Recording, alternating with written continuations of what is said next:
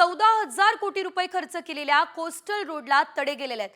Coastal रोडला तडे गेल्यानं हाजी अली ते वरळी पर्यंतच्या रोडवरती पॅच वर्क करण्यात आलेलं आहे। पॅच वर्क केलेला व्हिडिओ आता मोठ्या प्रमाणात व्हायरल झाला असल्याचं आपल्याला बघायला मिळत आहे। एकंदरीत आपण जर बघितलं तर पीएमओ कडून तात्काळ या संदर्भात दखल घेण्यात आली आहे। सरकारने देखील बीएमसी कडून या संदर्भातलं स्पष्टीकरण मागितलेलं आहे। कोस्टल रोड जो की सरकारचा एक ड्रीम प्रोजेक्ट होता, त्या ड्रीम प्रोजेक्टवर लाख कोटींचे खर्च करण्यात आलेली आहेत आणि यावेळेस जर आपण पाहिलं तर कोटी खर्च करून सुद्धा या ठिकाणी हा रस्ता उखडला असल्याचं बघायला मिळालंय। या रोडला तडे गेलेले आहेत।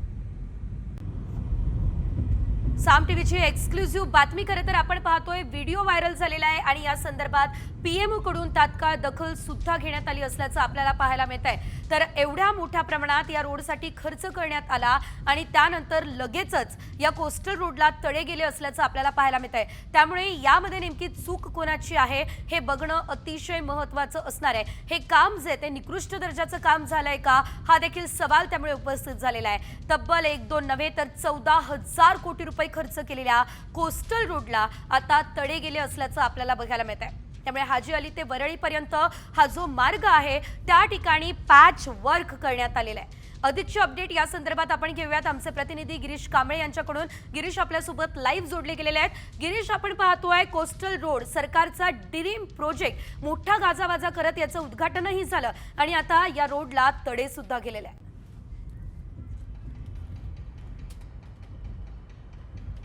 नक्कीच खरं तर याआधीची महाविकास आघाडी विशेषतः उद्धव ठाकरे यांचा ड्रीम प्रोजेक्ट होता, त्यानंतर महायुती आली आणि मात्र या कोस्टल रोड ज्यावर 14,000 कोटींचा खर्च करण्यात आला आहे त्यावर मात्र आता या तडे गेलेले आहेत आणि त्या तडे लपवण्यासाठी त्या ठिकाणी पॅचवर्क करण्यात आलं आहे आणि याची दखल आहे ते पीएमओने घेतली। पीएमओने मुख्य सचिवांना या संदर्भातला व्हिडिओ पाठवला आणि त्यानंतर या पालिका अधिकाऱ्यांनी याबाबतची गंभीर बाब आहे अशा पद्धतीचा व्हिडिओची दखल या ठिकाणी पीएमओने घेतल्यानंतर एक गंभीर बाब असल्याचं एक पालिकेकडे म्हटलेलं आहे। अशा स्थितीत पालिकेकडून स्पष्टीकरण देण्यात आलं आहे की या ठिकाणी पावसाळ्यापूर्वी बांधकाम झालं, या जे रस्त्याचं बांधकाम झालं आहे, मात्र त्याआधीच अशा पद्धतीने या ठिकाणी जे तडे गेले ते तडे मिटवण्यासाठी जे कॉन्क्रीट होतं बिटामिन त्याच्यामध्ये जे तडे गेले ते तडे बुजवण्यासाठी हे या ठिकाणी जो एक पॅच मारण्यात आलेला होता। मात्र आता या ठिकाणी अशा पद्धतीने एकंदरीत ज्या पद्धतीने सध्या हे तडे गेलेत आणि याचा जो व्हिडिओ आहे तो प्रचंड व्हायरल झाला आणि या व्हिडिओची दखल खरं तर पीएमओ कडून घेण्यात आलेली आहे। त्यामुळे आता सरकार आणि पालिका प्रशासन यावर काय उत्तर देणार आहे हे देखील पाहावं लागेल। प्राथमिकरित्या त्यांनी उत्तर दिलेलं आहे की आम्ही हे पावसाळ्यापूर्वी जेव्हा काम झालं, डांबरीकरण झालं, त्यानंतर पावसाळा सुरू झाला त्यामुळे तडे गेले आणि तडे गेल्यानंतर हे तडे बुजवण्यासाठी या ठिकाणी पॅच मारण्यात आलेले होते। मात्र अशा पद्धतीने जेव्हा 14,000 कोटींचा खर्च केला जातो अशा एका ड्रीम प्रोजेक्टवर, ज्या ठिकाणी जे उद्धव ठाकरेंचा हा ड्रीम प्रोजेक्ट आहे, महायुती महाविकास आघाडी तिन्ही सरकारचं एक या ठिकाणी हे ड्रीम प्रोजेक्ट मानला जात होता। मुंबईकरांसाठी अत्यंत महत्त्वाचा हा रोड होता, कारण अंतर आहे ते कमी होत आहे। मात्र अशा स्थितीत 14,000 कोटी जे पालिकेचे मुंबईकरांच्या कराचा जो पैसा आहे, अशा पद्धतीने जर 14,000 कोटी खर्च करून देखील रस्त्यावर जर तडे जात असतील तर ही एक अत्यंत गंभीर बाब आहे। या ठिकाणी अनेकांनी प्रश्न बांधकामावर खरं तर कशा प्रकारचं हे काम झालेलं आहे, निकृष्ट दर्जाचं काम आहे का, हे देखील सवाल उपस्थित होतात। धन्यवाद गिरीश दिलेल्या सर्व अपडेट्ससाठी। व्हिडिओ व्हायरल झालेला आहे आणि या संदर्भात पीएमओ कडून तात्काळ दखल घेण्यात आलेली आहे। मात्र 14,000 कोटी रुपये खर्च केले त्यानंतर सुद्धा या कोस्टल रोडला लगेचच तडे पडले असल्याचं आपल्याला बघायला मिळत आहे। तर आपण पाहतोय 14,000 कोटी रुपये यामध्ये तयार झालेल्या कोस्टल रोडवरती हे क्रॅक पडलेत। हाजी अली आणि वरळी दरम्यानचा हा भाग जो आहे तो प्रभावित झालेला आहे। एकंदरीत पंतप्रधान कार्यालयाकडून तात्काळ दखल घेण्यात आली आहे। मुख्य सचिवांकडून माहिती सुद्धा घेण्यात आलेली आहे। राज्य सरकारने देखील बीएमसी कडून स्पष्टीकरण मागितलं असल्याचं आपल्याला बघायला मिळत आहे।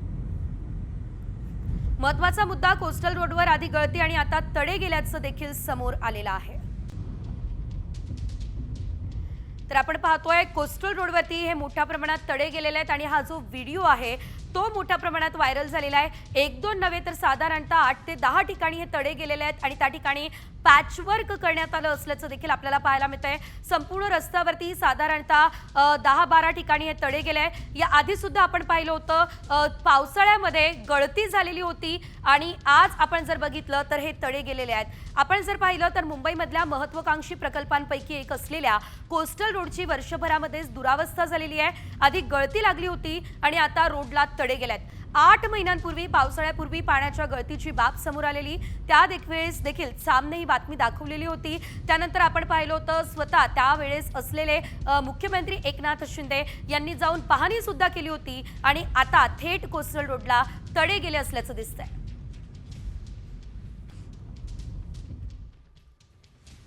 तर वारंवार मुंबईमधले हे जे काही महत्त्वाकांक्षी प्रकल्प आहे त्यामध्ये काही ना काही चूक जी आहे ती निदर्शनास येते। त्यामुळे या संदर्भात आता पुढे काही कारवाई केली जाणार आहे का हे बघणं महत्त्वाचं। शिवाय राज्यभरातल्या राजकीय बातम्यांचा घेऊयात वेगवान आढावा।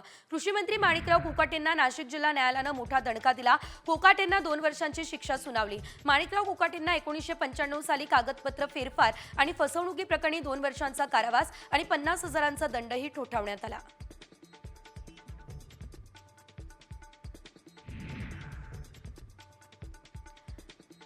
न्यायालयानं शिक्षा सुनावल्यानंतर माणिकराव कोकाटे यांनी आता कोर्टात जामिनासाठी अर्ज दाखल केला असल्याचं बघायला मिळालं।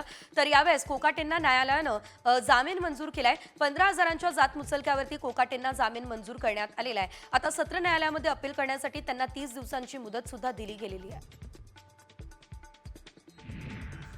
धनंजय मुंडेंच्या राजीनाम्याची मागणी धसांनी केली। धनंजय मुंडेंनी राजीनामा देऊन टाकावा, मुंडे मंत्रिपदाला का चिकटून बसलेले आहेत असा सवाल करत धस आक्रमक झाले। यावेळेस त्यांनी अजित पवार यांनी देखील राजीनामा दिला होता याची आठवण करून दिली।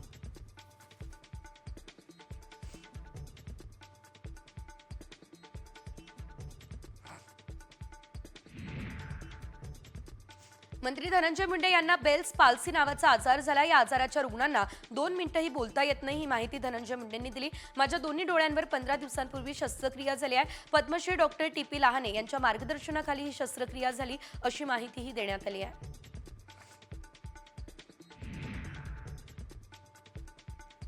धनंजय मुंडेंवर सामाजिक कार्यकर्त्या अंजली दमानी यांनी केलेल्या आरोपांचं आरटीआय कार्यकर्ते विजय कुंभार यांनी समर्थन केलं। प्रस्ताव मंजूर झाल्याचं दाखवून शासन आदेश काढल्याचं कुंभार म्हणाले। खोटं सांगत मुंडेंनी 200 कोटी उचलले असा आरोप अंजली दमानी यांनी केला आहे।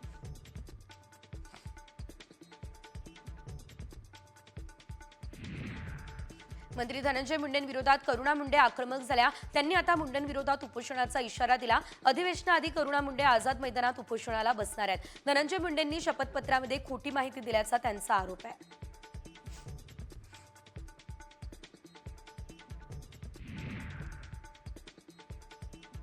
परळीमधील महादेव मुंडे प्रकरणाच्या तपासाला सुरुवात झाली आहे। तर एसआयटी कडून परळीमधील 50 जणांची झाडाझडती घेण्यात आली। परळीमधील महादेव मुंडे प्रकरणामध्ये जे 5 सदस्यीय विशेष पथक स्थापन करण्यात आलं होतं या पथकाकडून या प्रकरणाचा तपास केला जातोय।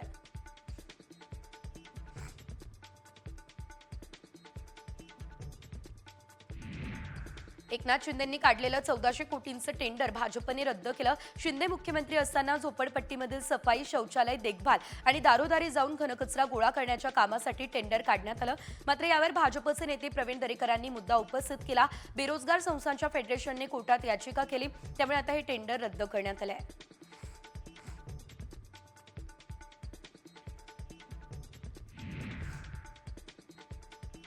कोकणातील विरोधक आणि सत्ताधारी आमदार एकाच मंचावर उपस्थित राहिले। यावेळेस सामंत यांनी सूचक विधान केलं। भास्कर जाधव हे आज सोबत आहेत आणि आमच्यामध्ये कोणतेही राजकीय कटुता नाही असंही उदय सामंत म्हणाले। त्यामुळे जाधव यांचं नक्की चाललंय तरी काय ही चर्चा सध्या रंगली आहे।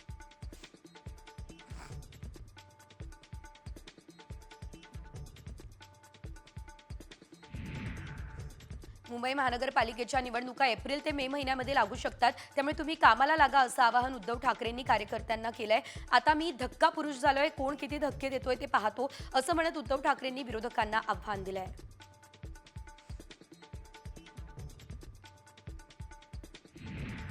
पुण्याच्या कार्यक्रमात संजय राऊतांनी एक मोठं वक्तव्य केलं। शरद पवार हे आमचे महाजी शिंदे सेनापती आहे असं राऊत म्हणाले। एकनाथ शिंदेंना पुरस्कार देताना राऊतांनी टीका केली। मात्र आता राऊतांनी पवारांनाच महाजी शिंदेंची उपमा दिली।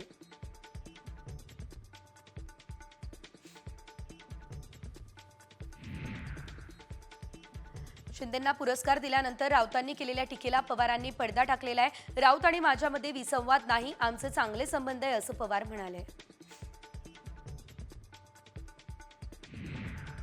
आगामी महापालिका आणि स्थानिक स्वराज्य संस्था निवडणुकांच्या पार्श्वभूमीवर मनसेचे अध्यक्ष राज ठाकरे ॲक्शन मोडमध्ये आले आहेत. आगामी निवडणुकांआधी मनसेमध्ये मोठे बदल होणार आहे. मनसे पदाधिकाऱ्यांसह पदांची नावं देखील बदलली जाणार आहेत.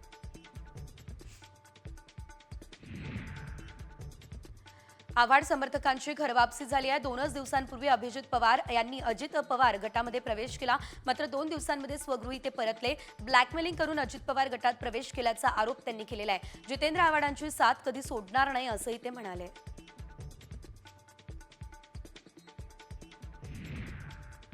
आजपासून लाडक्या बहिणींच्या खात्यामध्ये फेब्रुवारीच्या हप्त्याचे 1500 रुपये जमा होतील, तर वित्त विभागाकडून 3490 कोटी रुपये वर्ग करण्यात आले आहेत. डिसेंबर अखेर 2,46,00,000 महिला लाभार्थी होत्या, त्यातील 5 लाख महिला ज्या आहेत त्या अपात्र सध्या ठरलेल्या आहेत.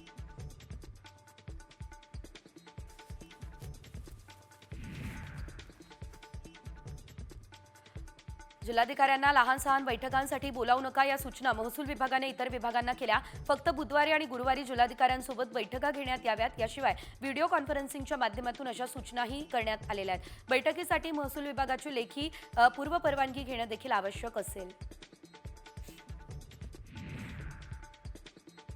टोरेस घोटाळ्या प्रकरणी आता आर्थिक गुन्हे शाखेने केलेली 7वी अटक बघायला मिळते आहे. नवी मुंबईमधून लल्लन सिंह नावाच्या व्यक्तीला अटक करण्यात आली आहे. आरोपीने तब्बल 13 कोटी रुपये ब्लॅकचे वाईट केल्याचा आरोप आहे. गुंतवणूकदारांकडून मिळणारी रोकड बँकेच्या माध्यमातून पुन्हा टोरेसच्या खात्यात वळवल्याचा आरोप त्यांच्यावरती करण्यात आला आहे.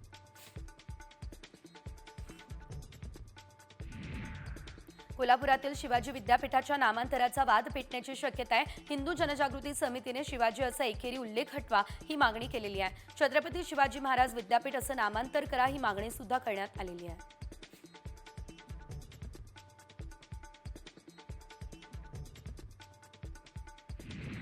शक्तीपीठ महामार्गावरून कोल्हापूर जिल्ह्यातून 12 जिल्ह्यातील 12 मार्चला एल्गार करण्याचा निर्णय घेण्यात आलाय. 12 मार्चला शेतकरी आझाद मैदानात धडकणार आहे. कोल्हापूरमध्ये शक्तीपीठ विरोधी परिषदेमध्ये आझाद मैदानात धडक देण्याचा निर्णय घेण्यात आलाय.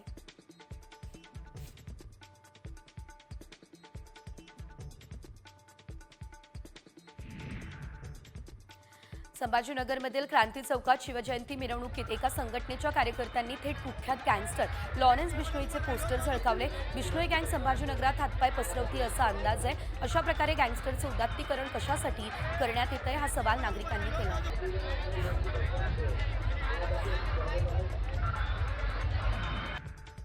तुळजापूर ड्रग्ज प्रकरणातील 3 आरोपींना 9 दिवसांची वाढीव पोलीस कोठडी सुनावण्यात आली. धाराशिव न्यायालयाकडून आरोपींना पोलीस तपासासाठी वाढीव कोठडी देण्यात आली आहे. ड्रग्ज प्रकरणात 72 तासांमध्ये लेखी अहवाल देखील देण्याचे आदेश पालकमंत्र्यांनी दिले आहेत.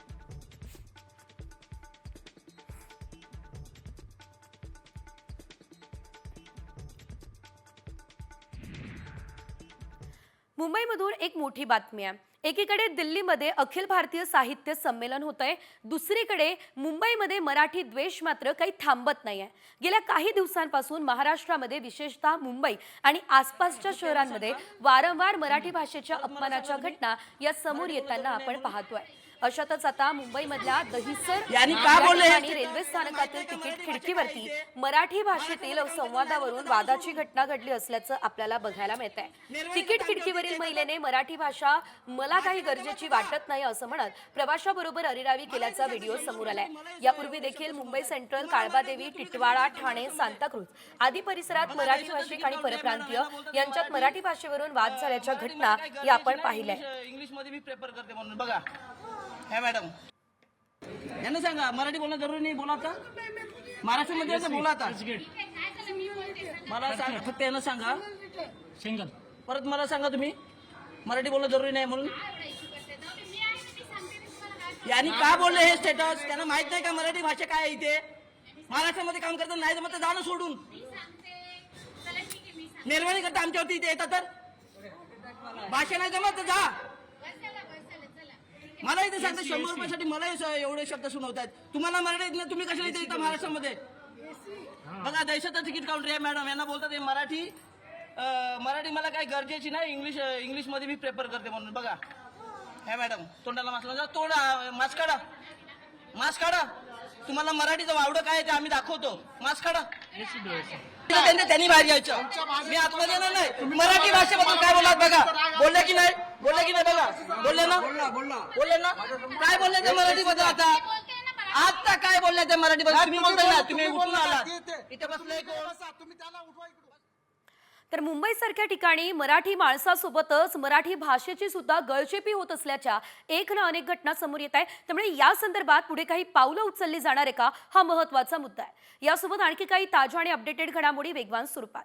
दिल्लीमध्ये आजपासून 98व्या अखिल भारतीय मराठी साहित्य संमेलनाला सुरुवात होती आहे. पंतप्रधान मोदींच्या हस्ते दुपारी 3:30 वाजता साहित्य संमेलनाचं उद्घाटन होणार आहे. मुख्यमंत्री देवेंद्र फडणवीस, साहित्य संमेलनाच्या अध्यक्षा डॉक्टर तारा भवाळकर, स्वागताध्यक्ष शरद पवारही उपस्थित असणार आहेत.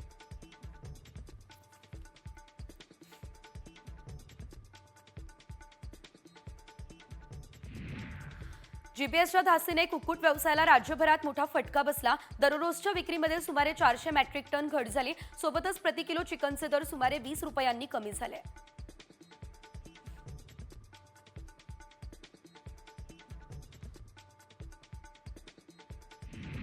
तुळजाभवानी देवीच्या मंदिरात 4 पट वजनाचा कळस बसवल्यानं त्याचा लोड जो आहे तो गाभाऱ्याच्या शिळांवर आला आणि त्याला तडे गेलाय, असा खुलासा धाराशिवचे पालकमंत्री प्रताप सरनाईकांनी केलेला आहे. एकंदरीत सरनाईक यांनी पुरातत्व विभागाचे अधिकारी आणि जिल्हाधिकारी यांच्यासह मंदिराच्या गाभाऱ्याची पाहणी करत ही माहिती दिली.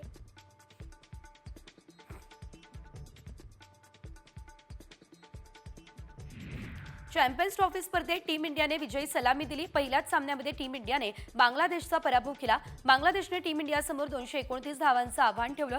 याला उत्तर देताना टीम इंडियाने 6 विकेट्स राखून विजय मिळवला.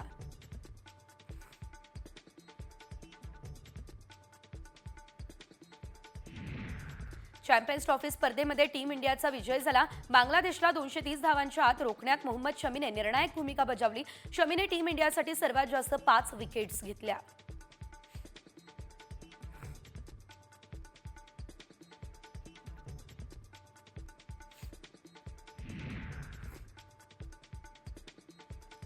चॅम्पियन्स ट्रॉफी स्पर्धेमध्ये उपकर्णधार शुभमन गिल हा विजयाचा शिल्पकार ठरलाय. शुभमन गिलने शतकी खेळी केली आहे आणि शुभमनने नाबाद 101 धावा केल्या. केएल राहुल यानं शुभमनला चांगली साथ दिली आहे. टीम इंडियाला विजयापर्यंत पोहोचवण्यात महत्त्वाची भूमिका सुद्धा बजावली आहे.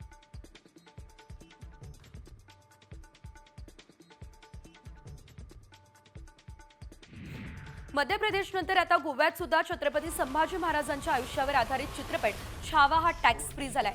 गोव्याचे मुख्यमंत्री प्रमोद सावंत यांनी समाज माध्यमांमध्ये व्हिडिओ पोस्ट केला आणि या संदर्भातली घोषणा सुद्धा केली.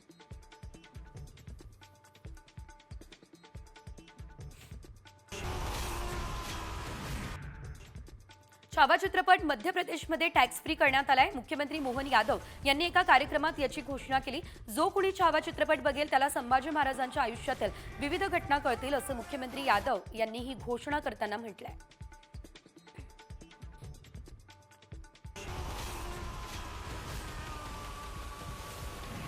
छावा या सिनेमानं बॉक्स ऑफिसवरती कमाईचे अनेक विक्रम रचलेले आहेत. अवघ्या एका आठवड्यात छावानं 200 कोटी रुपयांचा गल्ला जो आहे तो जमावलेला आहे. 7व्या दिवशी छावानं 203 कोटी 68 लाख इतकी कमाई केली.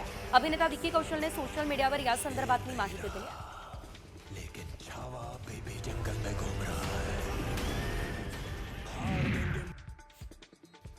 नाशिकमधल्या जिल्हा न्यायालयाच्या बाहेर 2 गटांमध्ये तुफान हाणामारी झालेली आहे. तर आपण पाहतोय या हाणामारीमध्ये घरगुती वादातून मारामारी झाल्याचं प्राथमिक माहितीमध्ये समोर येत आहे. या भांडणामध्ये पुरुषांसह महिला देखील एकमेकांना भिडल्याचं आपल्याला बघायला मिळालेलं आहे. एकंदरीत या दरम्यान महिलांना सुद्धा मारहाण झाली असल्याचं दिसतंय.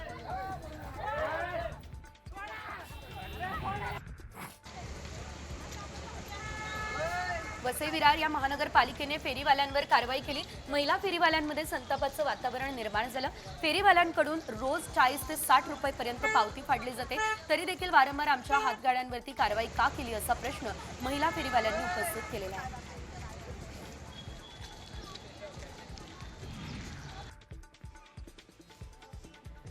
तिकडे लातूर जिल्ह्यातल्या मुरुड ग्रामीण रुग्णालयाच्या जीर्ण इमारतीचा भाग कोसळला. यात रुग्णालयात आलेले रुग्ण थोडक्यात वाचले. रुग्णालयाची इमारत जीर्ण झाली आहे. या ठिकाणी येणाऱ्या रुग्णांसह वैद्यकीय अधिकाऱ्यांचा जीव धोक्यात आहे. नांदेडच्या किनवट तालुक्यातील पैनगंगा नदी कोरडी पडली। या नदीतून पुरवठा होणाऱ्या साधारणतः 15 गावांना आगामी काळात पाणी टंचाईचा सामना करावा लागणार आहे। इस्लामपूर शहराजवळ सहस्त्रकुंडने देखील तळ गाठला। इस्लामपूर शहरामध्ये देखील पाण्याची समस्या निर्माण होण्याची शक्यता आहे।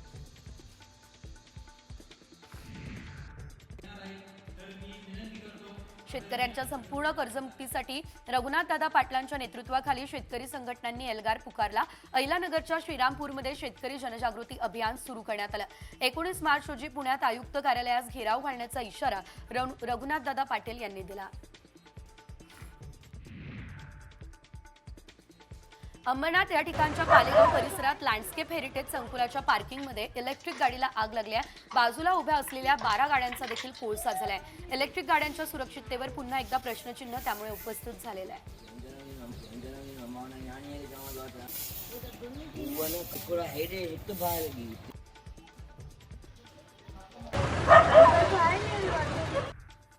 वर्धेच्या शास्त्री चौकात उभ्या असलेल्या ट्रॅव्हल्सला अचानक आग लागली आहे। आगीमध्ये ट्रॅव्हल्स पूर्णतः जळून खाक झाले। अग्निशमक दलाने आगीला नियंत्रणात आणलेले आहे। ट्रॅव्हल्सला आग नेमकी लागली कशामुळे याचं कारण मात्र अद्याप अस्पष्ट आहे।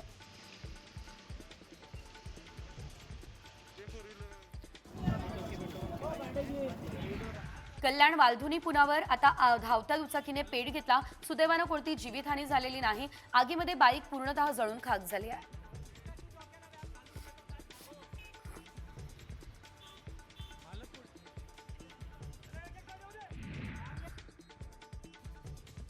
पुणे सातारा महामार्गावरील हरिश्चंद्री गावाच्या हद्दीमध्ये 17 सीटर मिनी बसचा अपघात झाला। पुलाच्या कामासाठी खोदलेला खड्डा चुकवत असताना चालकाचं बसवरील नियंत्रण सुटलं आणि त्यामुळे हा अपघात झालेला आहे।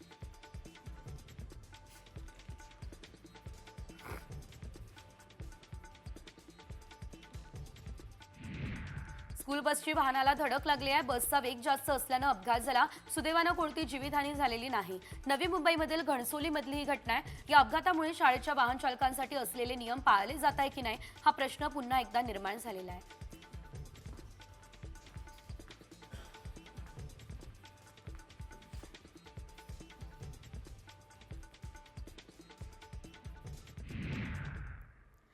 यानंतरची बातमी जरा वेगळी आणि धक्कादायक आहे, कारण छत्रपती संभाजीनगरमध्ये गँगस्टर लॉरेन्स बिश्नोईचे पोस्टर झळकावण्यात आले आणि हे पोस्टर झळकावणाऱ्या तरुणाला पोलिसांनी अटक केलेली आहे। दर्शन उर्फ विशाल असं या व्यक्तीचं नाव आहे। क्रांती चौकात शिवजयंतीच्या सोहळ्यात त्यानं बिश्नोईचा आक्षेपार्ह मजकूर लिहिलेला पोस्टर झळकावलाय। व्हायरल व्हिडिओनंतर आता संताप सुद्धा व्यक्त केला जात असल्याचं एकंदरीत आपल्याला बघायला मिळतंय। बिश्नोईचे पोस्टर आणि त्यामुळे तरुणाला या बेड्या ठोकण्यात आल्या असल्याचं आपण बघतोय। शिवजयंती सोहळ्यामध्ये पोस्टरबाजी या तरुणाला चांगलीच नडलेली आहे।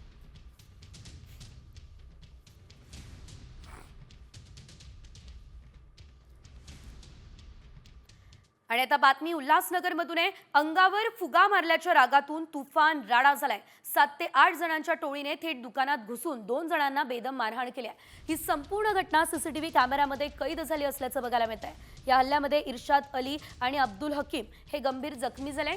रस्त्यावर काही अल्पवयीन मुलं फुगे मारत होते। या वादातून ही बेदम मारहाण झालेली आहे। या प्रकरणी हिललाईन पोलीस ठाण्यामध्ये गुन्हा सुद्धा दाखल करण्यात आला असल्याचं एकंदरीत आपल्याला पाहायला मिळत आहे।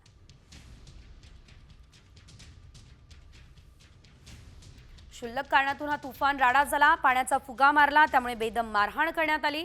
उल्हासनगरमध्ये ही घटना घडली असल्याचं आपण पाहू शकतोय। त्या दरम्यानची ही दृश्य सुद्धा समोर आलेली आहे। कशा प्रकारे ही मारहाण झालेली आहे ते आपण या दृश्यांच्या माध्यमातून पाहू शकतोय। अगदी क्षुल्लक कारण होतं, आधी शाब्दिक चकमक झाली आणि त्यानंतर ही मारहाण झाली आहे। हे दोन्ही टोळे जे आहेत ते एकमेकांवर अगदी धावून गेले असल्याचं देखील आपल्याला पाहायला मिळत आहे। हातात मिळेल त्या वस्तूने ही मारहाण करण्यात आलेली आहे।